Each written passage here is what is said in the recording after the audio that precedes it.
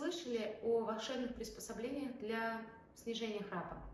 Я вас разочарую, к сожалению, такие приспособления не работают. Например, расширители для полости носа. Чаще всего их назначают при искривлении перегородки, потому что, по мнению многих, именно это первая причина храпа. Я вас разочарую. Перегородка имеет малое значение в данной проблеме.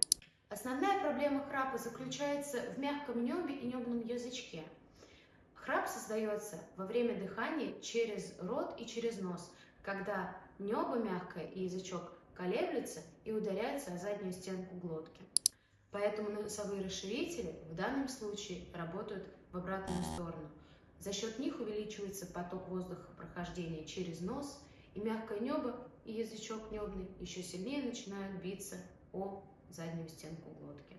Поэтому вы часто слышите феномен храпа. А для того, чтобы точно понять, от чего именно у вас храп, необходимо записаться к врачу-отоларингологу.